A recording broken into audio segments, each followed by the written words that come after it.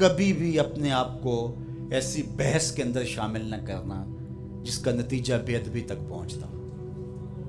سارا دین حضور کی محبت کا نام ہے، سارا دین ادب کا نام ہے. اور اقبال علیہ رحمہ کا یہ شعر میں کئی مرتبہ آپ تک پہنچا چکا ہوں. دین سراپا سوختن اندر طلب، انتہائش عشق آغازش ادب.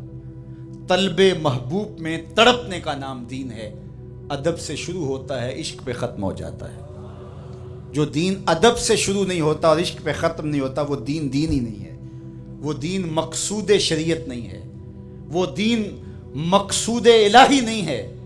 ادب سے شروع ہوگا، صحابہ کا ادب، اہل بیت کا ادب، اولیاء امت کا ادب، مقدسات اسلام کا ادب، رسولوں کا ادب، پیغمبروں کا ادب، بلکہ جہاں حضور گزرے اس مٹی کا بھی ادب، جہاں مقدس ہستیاں گزری ان پہاڑوں کا بھی، ان پتھروں کا بھی ادب، جہاں ابراہیم کے قدم لگے اس مقام ابراہیم کا بھی ادب، جہاں سیدہ ہاجرہ کے قدم لگے صفا اور مروہ کا بھی ادب.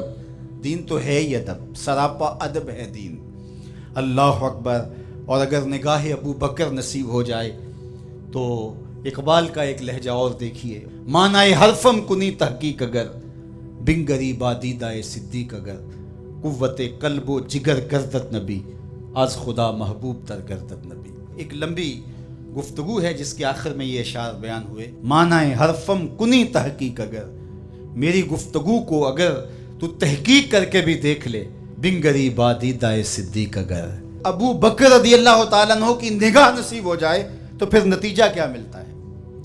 کہا کہ قوت قلب و جگر گردت نبی، از خدا محبوب تر گردت نبی. جگر کی قوت بھی نبی بن جاتے ہیں اور دل کی قوت بھی نبی علیہ السلام کی ذات بن جاتی ہے. حریم قدس میں بھی پہنچیں گے، بارگاہ ازدی کا قرب بھی نصیب ہوگا، وہاں بھی آپ کو نبی یاد آئیں گے، حضور کو سلام کریں گے، حضور یہ در بھی آپ کی چوکھٹ سے ہی نصیب ہوا ہے.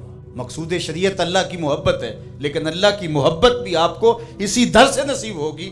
تو خدا تک پہنچ کر تم نبی کو فراموش نہیں کر پاتے ہو، وہاں پہنچ کر بھی شکر گزار نبی کے بنتے ہو. اسی لیے جب نماز پڑھ لی، رکوع کر لیا، قیام کر لیا، سجدے کر لیے، ساری نماز مکمل ہوگی، کہا سلام اتنی دیر تک نہیں پھیرو گے جب تک کہو گے نہیں السلام علیکہ ایھا النبی.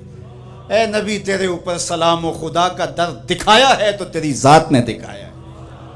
نماز خالص عبادت اللہ کی ہے نا، لیکن نماز کی تکمیل بھی اتنی دیر تک نہیں ہوئی جب تک حضور پہ درود نہیں پڑھ لیا گیا. یہ سجدے کا شعور دیا کس نے؟ یہ بندگی کا نور دیا کس نے؟ یہ تشہد، یہ سجدے، یہ قیام، یہ قومیں، یہ جلسے، یہ رکوع، یہ ثنا، یہ تحمید کس نے دی؟ یہ تکبیر و تحلیل کا نور کس نے بخشا؟ تو پھر سلام پھیرنے سے قبل کہا السلام علیکہ ایھا النبی. اے نبی تیری بارگاہ میں سلام، تیری چوکھٹ پہ سلام کہ تو نے خدا کے در تک ہمیں پہنچا دیا.